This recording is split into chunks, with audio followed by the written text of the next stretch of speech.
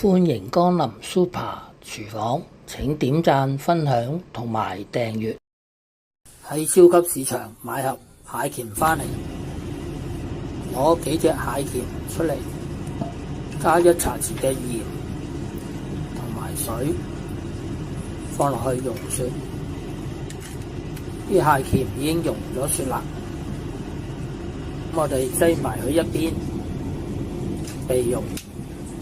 蝦膠都係喺街市買返嚟，放入碗入邊，跟住就攪勻佢一陣。啲蟹鉗已經擎咗水一陣啦，跟住我哋揾廚房紙就抹乾啲蟹鉗，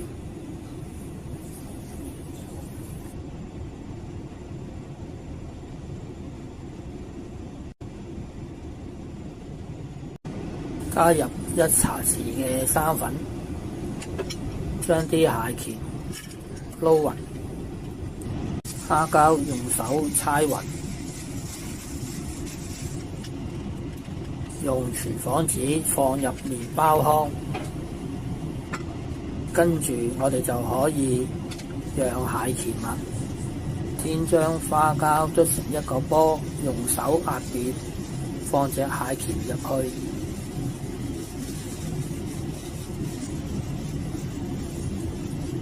跟住慢慢將蟹鉗收口，跟住就再將蟹鉗放入麵包糠袋撈勻，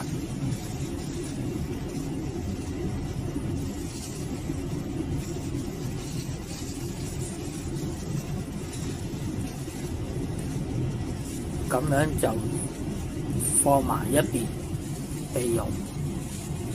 跟住就再整第2隻蟹鉗，做法同前邊一樣。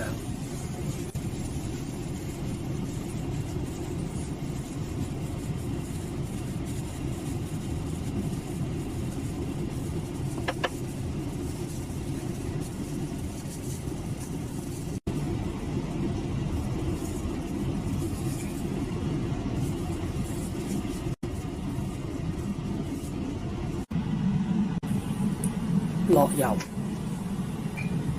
等啲油溫燒到180度。點樣知道啲油溫夠180度呢？我哋擠對筷子落去，見到啲油溫起泡，咁即係代表啲油已經夠180度啦。咁樣我哋就可以熄火，跟住放啲蟹鉗落去炸啦。大約炸佢1-2分鐘。點解要做呢個動作呢？如果唔係咁呢，啲蟹鉗就會好快燶噶啦。已經過咗1-2分鐘啦，啲蟹鉗已經浮起啦。咁我哋反轉再炸。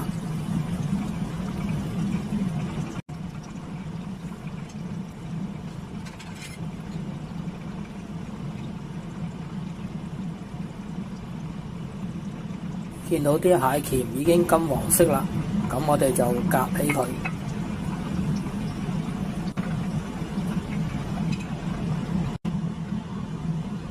咁樣呢個百花釀蟹鉗，咁樣就完成啦。